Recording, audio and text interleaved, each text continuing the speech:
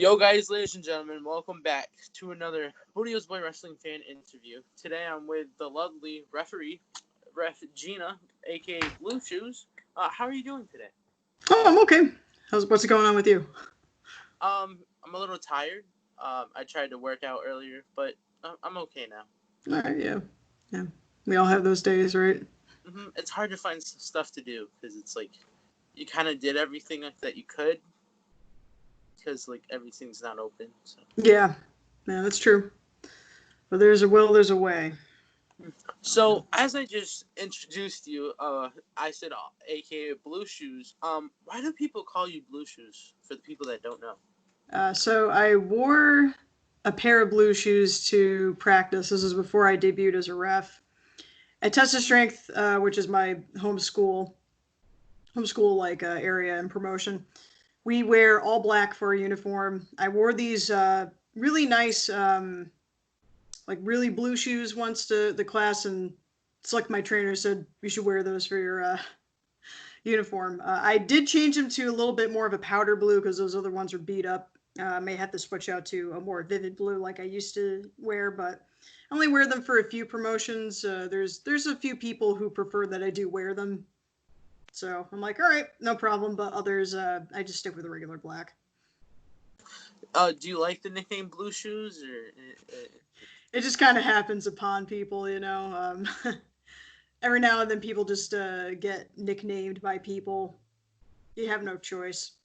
So I don't really mind it. I think for the most part, people do understand like the whole little gimmick, I guess, behind it. But I've been kind of like moving away from the blue shoes a little bit. However, there's some promoters who get upset when I don't wear them. So yeah, I do the best I can.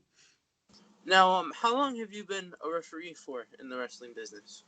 Not very long. So I debuted in September 2018. Not very long. I would say with this hiatus, I don't know if this year will technically count because I'm not really doing anything. So I just say like a year and maybe a few months over. Um, did you always want to be a ref, or how did you get into the refing side of wrestling? Oh, okay. So I went to a Test of Strength show, and I was a very big independent wrestling fan. So I went to a good amount in the area. Noticed that, hey, there's actually one that's in East Hartford, and I live in Milltown, Connecticut, so it's not very far from me. I checked it out one time. Slick remembered me from a show uh, from I think like a year prior. I was surprised that he remembered me because he said, "Oh, hey, like I really appreciate you coming down and checking this out." I was like, "Oh, sure, whatever." I was good friends with Ty Shime even before I started training there, and he said like, "Hey, if you want to come out to get something to eat after the show with us, you're welcome to." I think Wrestle Kingdom was kind of like happening a few weeks from that event. So we're sitting around talking about it. If you don't know like Slick that well, or for people who don't, he's very interested to know like what the fans think about wrestling in general, just because he wants to evolve his product to meet the needs of what the consumers basically want. So he talked to me a bit about it.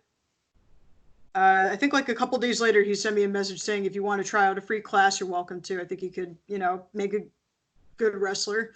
I was like, I don't know if I want to do that. So I went to one class. I gave it a shot because he's doing the best that he can to offer me a free class, and I did all the crazy stuff like how to exit a ring, which was a little bit intimidating at the time.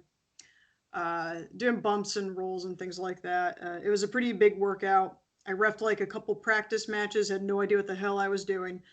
And he said, "Yeah, if you want to come back again, just let me know." And I said, "No, this really sucks. I hate it."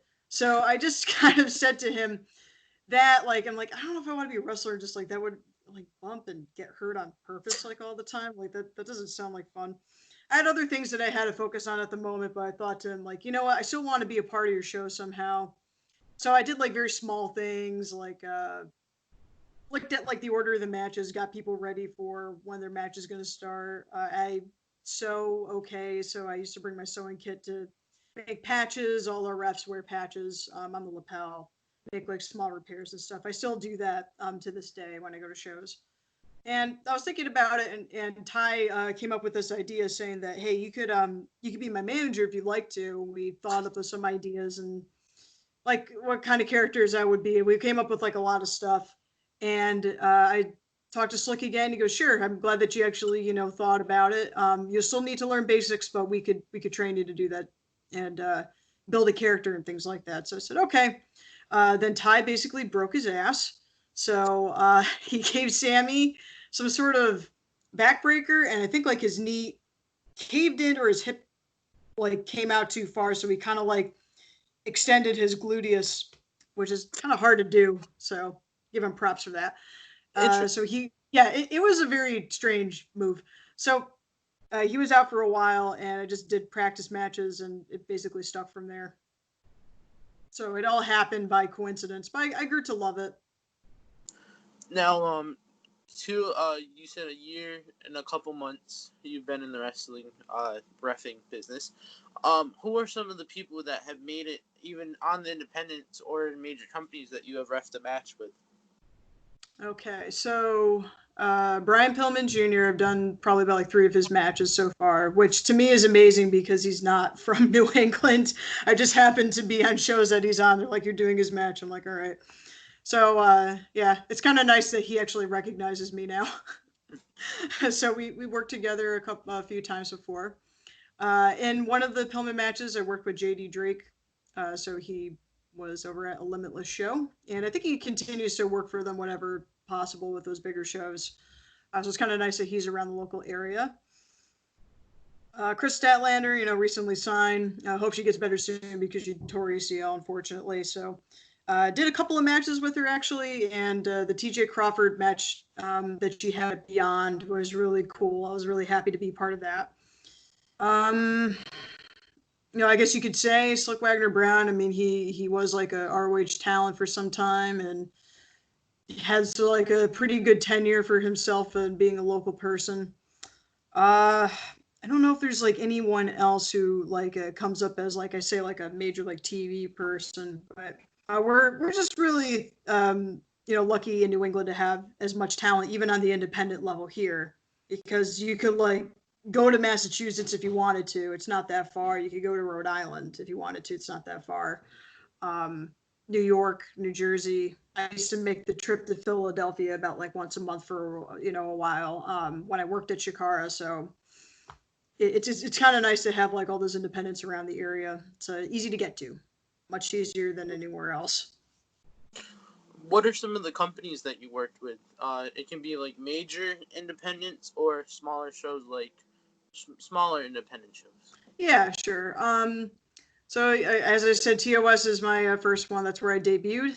I then started working at Paradise Alley Professional Wrestling, which is in East Haven, that's run by Murray Mancini and Paul Roma. So we, have been having like a working relationship because I would come in and do ring crew for about like a year or so before I started training. I started to just kind of understand a little bit more about professional wrestling in that way. And they booked me for my like second promotion to debut at. As I mentioned, I did work for Shikara, but unfortunately the company folded. But it was the best response that they could make, and it was great to work with them. I really appreciated the time that I spent there, even though it wasn't really long. I technically debuted in November. They would also do like these wrestling is fun shows too, but my first Shikara show was like in February. So I did like more of those like wrestling is fun shows. I did one Beyond show.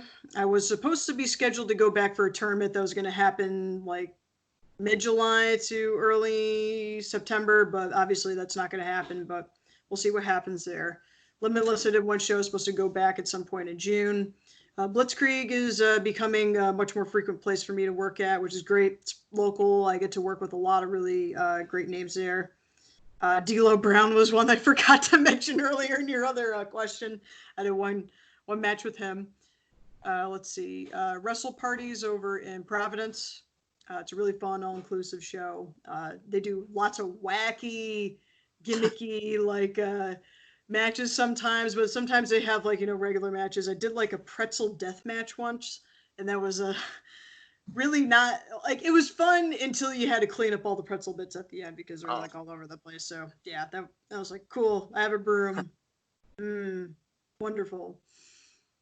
And of course, Zero One USA Northeast. It's under the umbrella of the Zero One product. It's a Japanese wrestling product, and I was there ever since the start of it. Anthony Green runs those, and I believe our first show was like in the summer of last year, so we'd be hitting an anniversary soon, which is kind of amazing to me how quickly that's gone by. But I luckily have been on every one of those shows, and I really like working there a lot. It's very fun. now, I think it was like a month ago on your Instagram, you posted a picture of all your uniforms from the wrestling show. Why does every company, except for um, 01 Northeast, has your uniform, but everyone else doesn't? Why is that? So the picture album that I made just because I was so bored and I missed wrestling. So it wasn't like for every promotion that I work for. It's for the ones that I regularly work for. So I have like one with me in the uniforms. Uh, Paradise Side Professional Wrestling has a different uniform for the Friday shows, but normally I wear the stripes for the big Saturday ones. Shikara had its own, TOS had its own. So I didn't have one for Zero USA Northeast, and I felt bad because I was like, oh, I want to make a sign for it. So I just kind of like huddled behind the sign, but I was like clothed underneath it. I just didn't have like the uniform. So I say, by the way, I saw my uniform. Anthony Green just prefers that he keeps the uniforms with him. They're really nice uniforms. They're cotton, which is pretty rare. Besides, I mean, like, the IWT TV uniforms are great. I would love to have a shirt one day if I continue to work for that product more. But they're just t-shirts. So that's like 100% cotton. This one's like thicker. It has like pinstripe, gray stripes down it, and it has the USA flag here, and I think it's on the lapel, but I think there's also one on the sleeve or something too. And it has like a red collar. But yeah, he keeps those. Sometimes a lot of people just can't make his shows and he prefers to have the uniform so he could just substitute it with someone else who will come in. And that's happened a couple of times. We had different reps substitute if needed. Now, a couple months back, they did the tournament to crown the first ever champion, and you worked there. What was that like?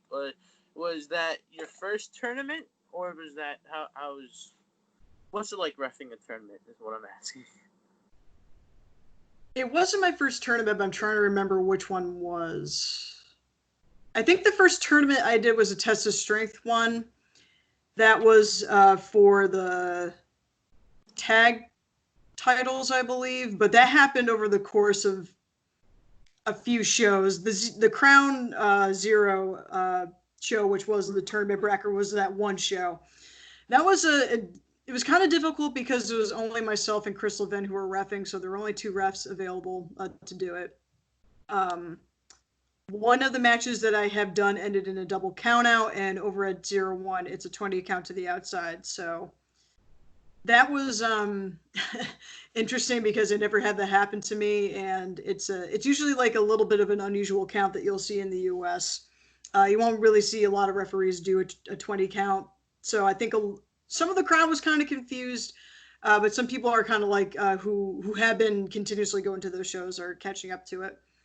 It was long. It was rough because there were times where it's like, okay, we got to get to this match next because there's something like 10 matches on that card. But we all were able to do it within time. It was like a 2.5 hour show, maybe excluding like intermission, but we were able to get like 10 matches done. Some of them not even qualifier matches. Some of them were just singles or the 6-man, for example. But it was a great experience, and I would definitely do it again at some point. Um, Now this is more of a personal question, but you were on the round table the other day, and I was eating food, so I gotta ask: do you like potato salad? I actually do like potato salad, so that's why I was kind of like jealous. I was like, oh man, he's got potato salad in there, but you got to put like a little bit of paprika on it, or else I'm just, it's got to have like I'll the try right that amount of next time. spices. Yeah, I put a little bit on.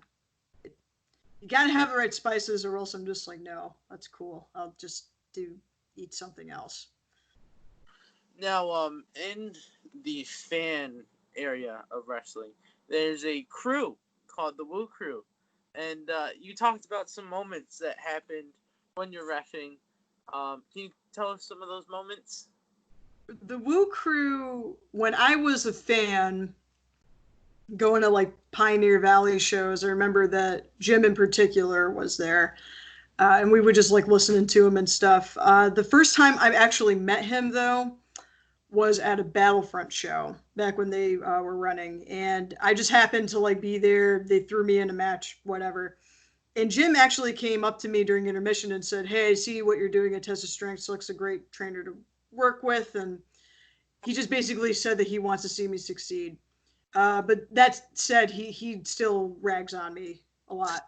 So we did one show at the Moose Lodge in Massachusetts. It's like Westfield, Mass, I think, for Yep. Blitzkrieg.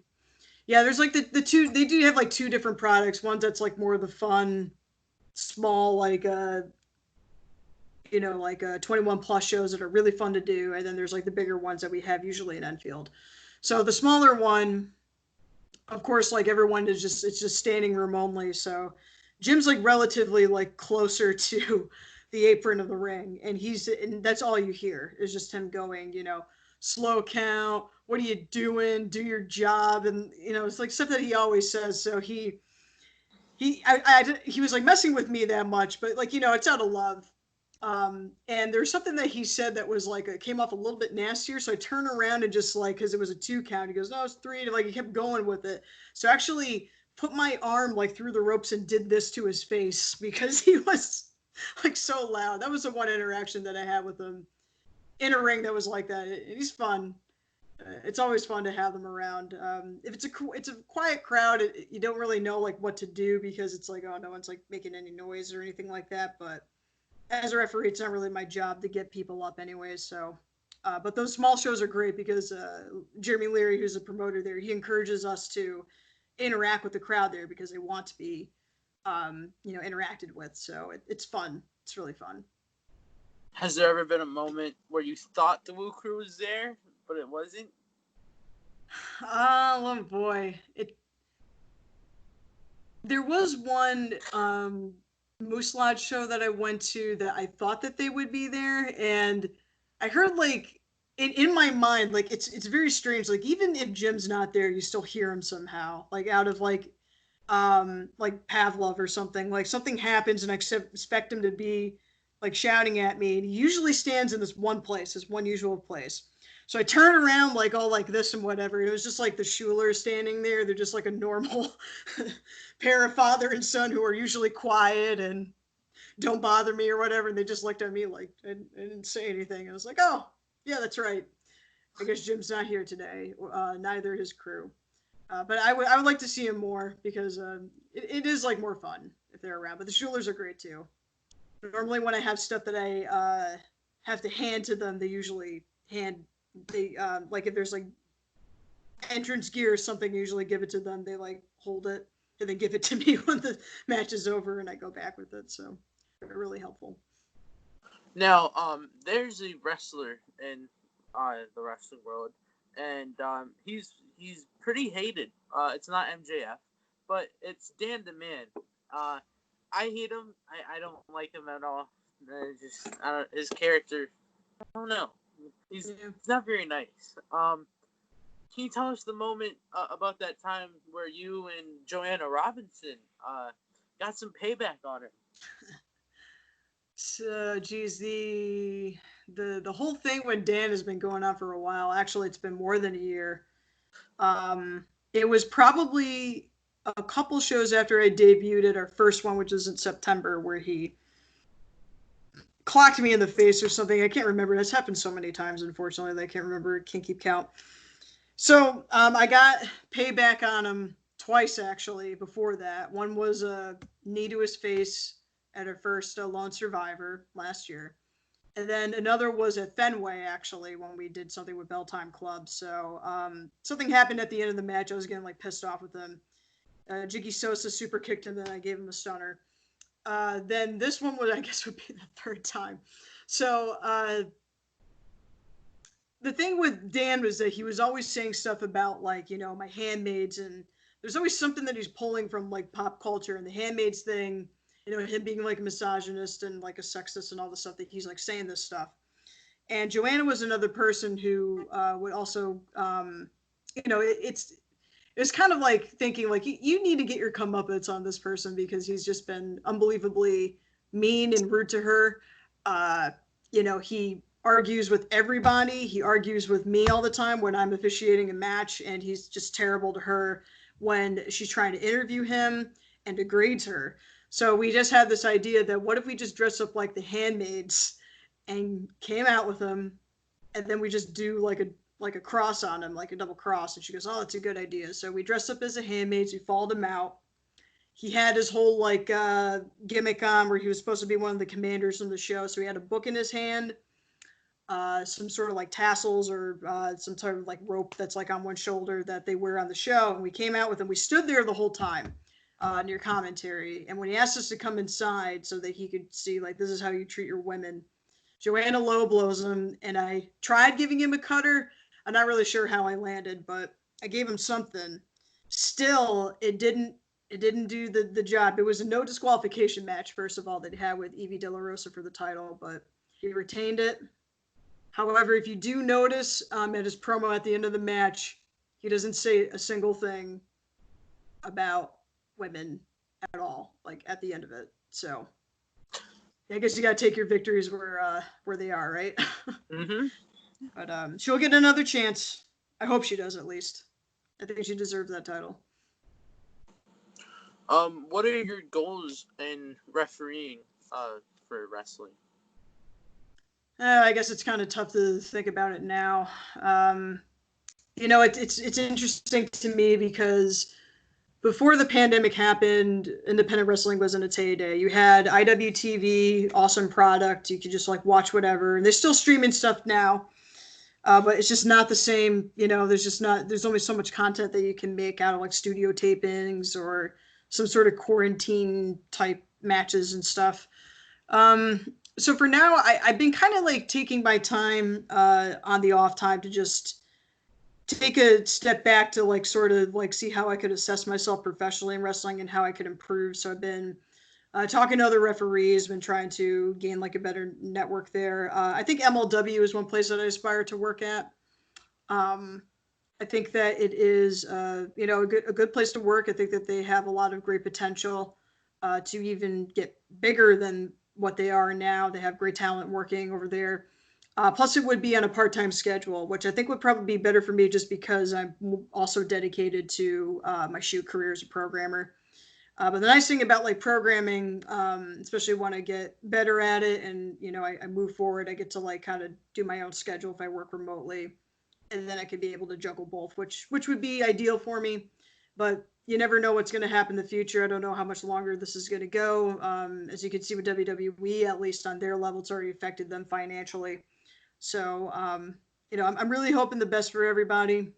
There's a lot of promotions who I think have really come up, from their own boots, if you will, beyond being one example, really blossoming into what they have. So I would like to continue working for them at some point in time. We just got to wait.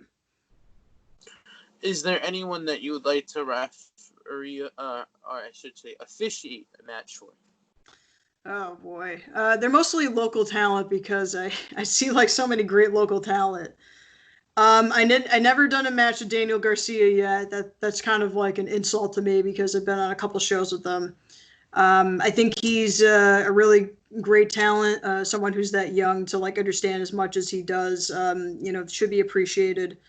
I haven't done a match with Puff yet. I've seen him a couple of times though. He seems like a cool dude.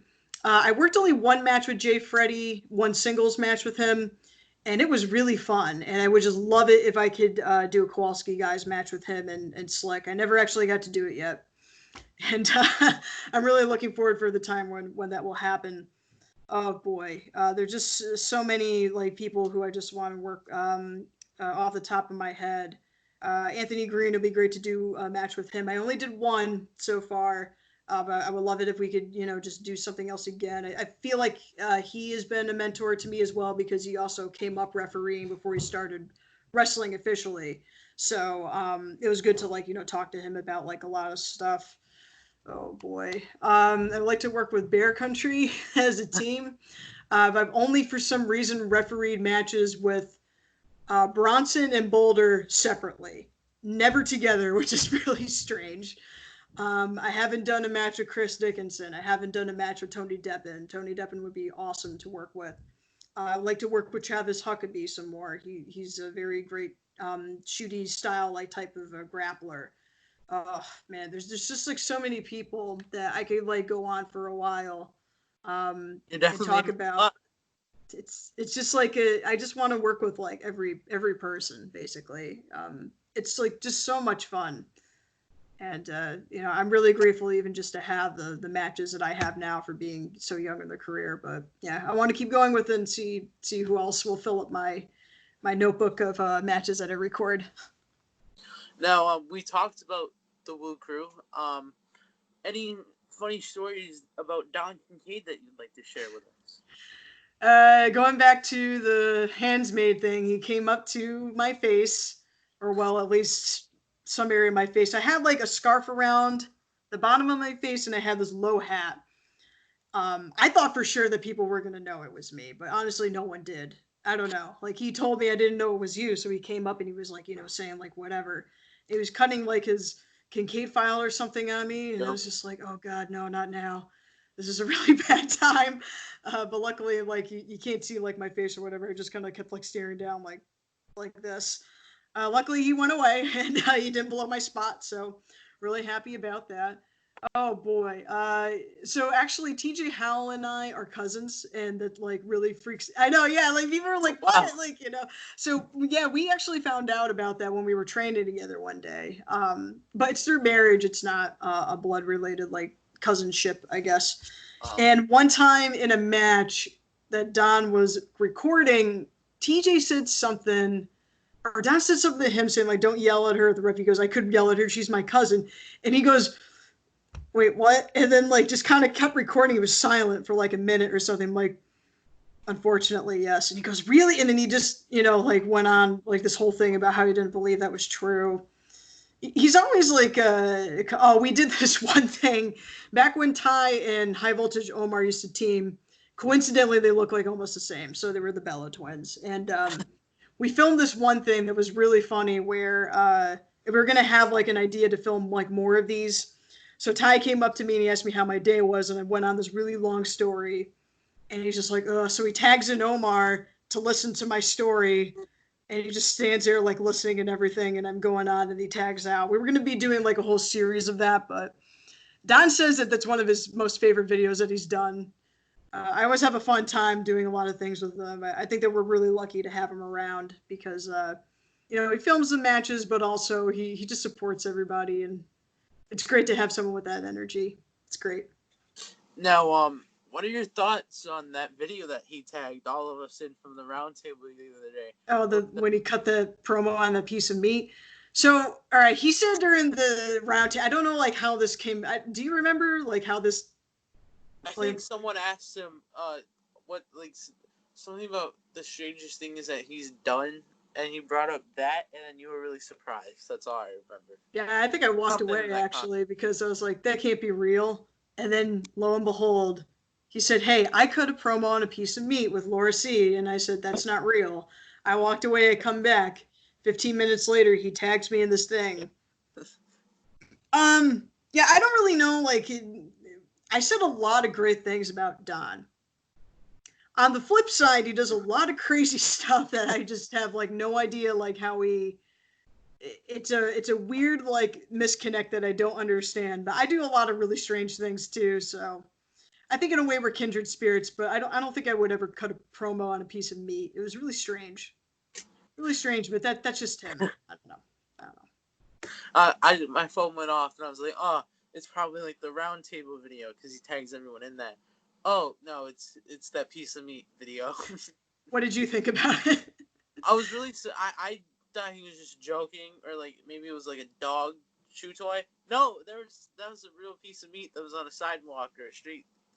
Yeah, I've been to that location that because I think he said that he went to Palisades Mall in like New York. to and then he saw like that piece of meat. And I've been to that mall a couple of times and I could see like weird stuff like on the sidewalk there. So I totally believe that. I just didn't believe that he made a promo. What was the name that he That called? was wrong. He gave it a name though. I forget what it was. Oh, I see. I did the best I could to forget that I even watched it. So Oh, I don't even remember. not something that you want to No, remember. no, no. That Um, happens once in a lifetime, and I don't want to see it again. Now a lot of people are trying to stay active no matter what way it is, and on your social media, particularly Instagram, you do like some kind of yoga or something. Can you tell us more about that? Okay. So before I used to like poo poo on yoga because I thought like, that doesn't look like real exercise. I tried out one program that was like a Pilates yoga mix, but there wasn't like a lot of yoga in it. Like you're not really doing the poses and holding them. And I was like, oh, actually, this is like kind of cool. So I actually went to Miami to see my friend Dan, who's a childhood friend, and he's a certified licensed like yogi. Um, Brought me to the studio there. We trained there for like a couple of days doing yoga stuff. And I took a lot out of it, so I just kind of came back and trained it more. So I do kung fu very, very, very regularly. I try to compete every year. This year it's not happening, so usually around competition season, I throw in like a lot of yoga because you got to be flexible to do kung fu, or else it's just gonna look. So, I was thinking to myself like, yoga, like, so when I was turned on to it at first, I saw like training videos of Conor McGregor, and surprisingly, half of like his training is like the martial arts aspect, but the other half is like flexibility, agility, and just training his body to just kind of like restore and kind of like reset in a way. I don't know if that like makes any sense, but he can do like full splits, everything, and he has to be flexible in order to like make his maneuvers, um, effective. Mobility was the other one I meant to say. I don't know why I said that other stuff. So I'm like, oh, okay, I'll give it a shot, and it did like make my martial arts better. It made it faster. It made it more accurate, and the flexibility for the showmanship of like the forms that I do for competition does make it look much more impressive. So yeah, I do that. It's really fun to do. Whenever I try to like teach wrestlers how to do like some yoga, they don't really get too far with it because they're training different stuff. They're usually training to lift and all that, which is great, but you do lose a lot of flexibility when you do that. So it's a trade off on like what you want to do.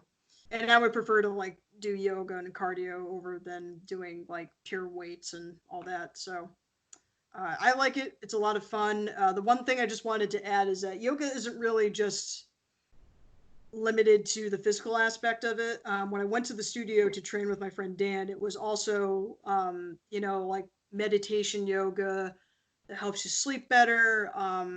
The sleep yoga too. Like there's some like places that legitimately teach things that make you like sleep better.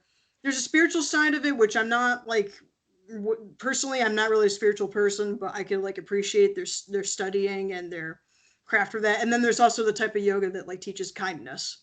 So there's a lot of like aspects to yoga that could fit anybody. So it's not just physical, but um, that's the thing that's more enjoyable for me. Although I do try to be nice to people too, I guess.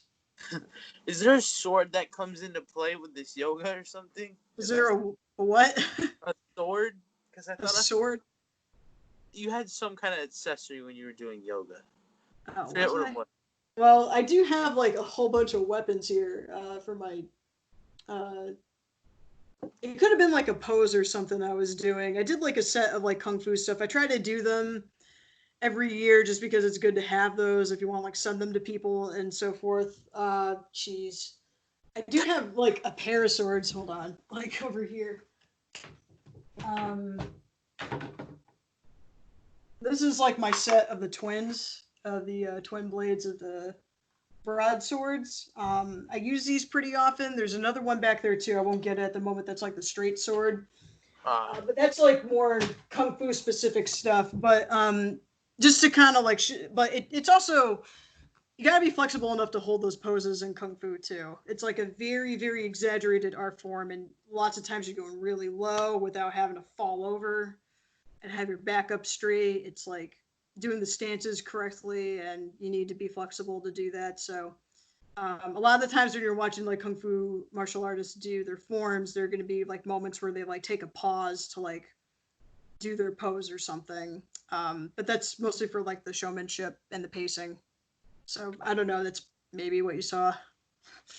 It was some kind of accessory in your hand. I was more intrigued by what it was than the actual yoga pose. So Although I don't know. Maybe that's a I'll think about it. You might have given me an idea for a good marketing thing in the future. We'll give it a shot. We'll see. now, your Instagram name is, what is it called again? Oh, hard copy foo. It's really just my gamer tag. That's really it. Oh, It's there's no like special story behind it except like a really long time ago, like 10 years ago, I made like a vlog or a blog or something. And I used to be a librarian before I became a programmer, so like, and I would always like read things in hard copy instead of digital or whatever. So now I do both. So I was like, oh, I kind of like the word like hard copy or that phrase. So I like put it in like some blog or something like your world in hard copy. So it's kind of like a ironic thing that you're actually reading it online, but it's like a hard copy version of it. And then since then, I just started using that um, like handle uh, until I had to add foo at the end of it because someone took hard copy. It was already taken. So I just put like 2 letters at the end for the kung fu. It used to be cosplay when I used to cosplay, but that hasn't happened in some years. So no, nothing interesting about that. nice. I really don't know. Yeah, it's unusual. A lot of people tell me that I should change it because it's not at all concurrent to being a referee. But I'm like, screw them. It's my thing. I don't care. I mean, Ref Bill or Will Thompson, his name is just Ref Will or Bill, whatever. Yeah, it's like the most common name ever. And his pictures, his profile is just him pointing at you. Yeah. So funny. Um. So last Tuesday, I want your honest opinion. I went to the open house, and you were there too to train. What is your honest opinion of your thoughts as me when I was in the ring? I tripped on the ropes like every time I tried to go. That's all right. I mean, so I'll give you this as an illustration. I went to I won't say where, but I did some tryout matches at a place, and there were some very tenured professional referees who were watching me. I messed up this one pin. It was like an O'Connor roll, but I slid behind instead of counting at the shoulders, which is a pretty big mess up. And I'm like, oh god, they're gonna like eat me alive for that or whatever. And when I got out of the ring, Your lunch. they they yeah, they didn't even care about that. They were just telling me about other things like how to ref for TV specifically. They didn't even care about like the major mistakes that I made. And I thought that that was like such a weird thing to me because you think that's like kind of obvious, right? That like, oh my god, like I'm gonna get like my ass chewed out because like, I did this thing like wrong or something. But they just weren't. They told me about other things, and it's like things that you might think are a big, mistake or whatever. It's just gonna take time. I did some, before I worked for Shikara, I did like a seminar with Bryce Remsburg when he was still there, and he asked me to rep some matches for him, and I did. And he just said, "Yeah, you look like you belong in there. You just gotta like do more." And so they usually say that trial by fire is the best way for you to learn. But I think you even doing anything that's asked of you is important. So what Slick looks for in people, and Bobby as well. I also train with both of them equally. They're looking for coachable people, which means that they're able to listen to them, and even if they don't understand something or don't get it the first time, that's okay, as long as they keep trying. And that's all that mattered to me when I watched you. So that's, yep. It's just the consistency afterwards. It's kind of like the thing. And I'm like the worst person to ask that question to because I don't really do a lot of wrestling training. But it's still fun to do, as long as you're able to try.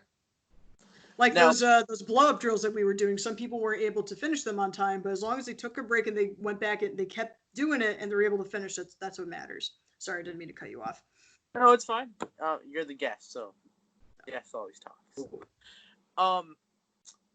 What what was I gonna say? All right. The other day on the round table, and I hate to keep going back to the round table, It's okay. but I gotta get my information somehow. Yeah. You have a problem with the ropes in New England because they're really high. Yes, they I are. noticed that as well. Because from the fans' perspective, they they don't really look that high, and it doesn't matter what ring it is. But then once you get up there, it's like, oh, it's pretty high from that Yeah, up they're here. pretty high. Yeah. So, What other shows have you been to? I know that you're at PvP sometimes. Pioneer Valley, Yeah. Blitzkrieg. I've been to the Westwood one. I Hmm. was at the one in November where it was like DL Hurst versus CPA. So I think you ref that one. I did, and I punched Hearst in the face. It was a good show. I like that show. Yeah, it was fun. What else? I've been to one Limitless show, Vacation and Cup, which was last year. Okay, so Limitless, right there. If you ever go back, or if you ever like look at the watch even like matches of like Limitless, you will notice that the ropes are significantly lower. Whenever when I used to go to Shikara, and it would be at their facility there, their ropes are also shorter, and it was like at like an achievable height for me. I'm 5'1", I'm really short, so the ropes at TOS come up to like here on me. So even running them, where you have to like wrap and everything, that's a struggle for me. Whereas like taller people, they could just lean into it and stuff. Me, I have to like. So that's why getting out of the ring with those exits, like that Royal Rumble over the top backwards exits, really hard for me because I have to really jump up and do it. I actually sprained my wrist trying to take that before, so I'm not doing it anymore because just like Yet when I go to all these other places with the ropes that are like at a reasonable height, I'm like, oh, I could actually like probably do it here. So I don't know what it is about like Connecticut, Massachusetts. Like the ropes are high there. I would even tell like Travis Huckabee whenever I would see him down in Philadelphia, like, wow, like the ropes are like at a pretty good thing here. And he would always say the same thing, like, I don't know why the ropes over in like the New England area is just so high, but a lot of people will agree with it. It's like one of those like little things that like what you said I never noticed when I was a fan until I got in there, and I was like, ooh, It's a whole these different are. perspective. It is, yeah. Like some people, like if you ask them, "What's the ring feel like?" They'll be like, "It's kind of bouncy," and there's like you can definitely feel the wood, like the planks under it. When I got in there last week, it was like it kind of feels like a trampoline, but like you can feel everything. Yeah, So right. We also have to fix the wood there. It started. We That's a thing about the planks too. Is like you just gotta like continuously make sure that they're in good shape and put them back into place because they will shift over time. But yeah, it's a hard ring. now, I don't really have anything else to ask you. Is there anything that you would like to ask me? All right. Well, how did you like your practice there? I don't think I talked to you after the practice. No, I immediately my dad left after Slick said everyone's done. So Yeah. Right. I felt good, and I definitely would not shut up about it to my family for like the next. I think I stopped talking about it about Thursday, so like those full 2 days, it was just such a moment, and like my life is like I looked at it when I was younger. I want to do this, and then once I achieved that dream of at least getting into a ring, Yeah. it was like wow, that's fun. Um, I liked it. I definitely felt the rope burn from like the ropes of like Mm. trying to like hook it. Um, Yes. yeah. Yes. Taking. I thought. I mean, I hate it when people say wrestling is fake, but selling. I've heard many different things. They don't really hit you. You just make the sound effect. And when I actually took like those punches from my practice partner, whoever he was, um, I finally felt what it's like to be a wrestler a little bit. And I definitely got to work on my selling, but it's definitely something that I want to do. That's all right. So there's a guy named Richard E. Stone Esquire who works there, and he's actually been wrestling for like around the same time as I have, but really has like really improved over time. Even got an award I think for most improved last year. Anyways, he was telling me that like he even up to like a point where he was still working. Bobby Ocean keeps telling him that he still has to keep working on his selling, and I mean especially for me too because that's why I tried to do those heat drills where you're going from corner to corner and they give you something because you gotta like it's a very strange thing to do at first because you're just like you know Yeah. that happened to me a couple of times, but yeah, it's unusual. It's unusual, but it's what was it like when you stepped in there? Did it feel Um. like, ooh, this is way different than I thought it was gonna be?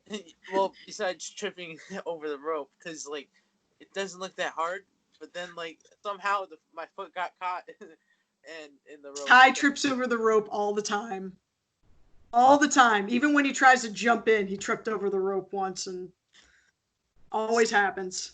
Depending on where I go from here, I don't see myself as someone that's gonna do a flip over the rope, or even like maybe the one thing that I can do if I get taller, just hop over like the one leg over it like the taller people do. Maybe I'll do that, but like there's no way that I'm gonna flip like undo the back flip over the Yeah. top. There's No, I know nothing. what you mean. Um And that's like the cool thing about wrestling because you can just focus on the stuff that you're good at. Like Tom Santel, really great mat wrestler. He could do other stuff too, but he's really good at that, and that's what he does. yeah, my childness kind of took over once I got in the ring. Like finally, even just like when Bobby told everyone to like warm up and stretch, I was like, oh my god. So this one is like when I like leaned up against the ropes. I'm like, wow, like this is Yeah, yeah. way different. And then it's just my childness and my childhood took over, and it was just like I'm actually where I wanted to be in life, somewhat. Yeah, yeah. I I'm achieved glad. I achieved one of my goals, and tomorrow I'm going to achieve another one because I'm interviewing Ethan Page, who's a I top did wrestler. see that. Yeah, I saw that. I think that's going to be a great time because I think that his talent, his character, his charisma is very unique. So that's going to be awesome. Really happy for you. Thanks. Yeah, definitely. It was fun to get into the ring finally. I mean, some people like some wrestlers might invite people into the ring to take a photo, but it's like you're not there to run around or do anything like that. You're just Yes. take the photo. You don't have like a moment to take in the ring, Hmm. and some people just don't care. They just want the photo. But Yeah. Right. Right. um, yeah, it's way different than hitting the side. Like some promotions have people the ring. Yeah, the apron, they'll have them come over. Yep. Yeah. Mm, uh, Yeah. The first time that I was in there, I was kind of like, ooh, it's like a box. yeah, It's a box in here. Yeah. yeah. It was fun. I enjoyed myself. I definitely want to go back. And oh yeah. Is there anything that you would like to promote on here? Could be anything. I guess it's just an Instagram thing, hard copy foo. I'm also on Twitter as that. I honestly like there's nothing really happening right now. So there's really not much to say. On IWTV, the latest season of Shakara that's up on there. Really, again, sad that it's going away. But that Action Arcade season 21 is up on there if you do want to see some of my work, if anyone's interested. Zero One USA Northeast is also up on there. I've been to all those events. You'll probably see me when I was like super duper green, and then like towards the end of it, I'm like not as green, but still green. That's all I got though. So I just wanted to thank you for taking some time to talk to me.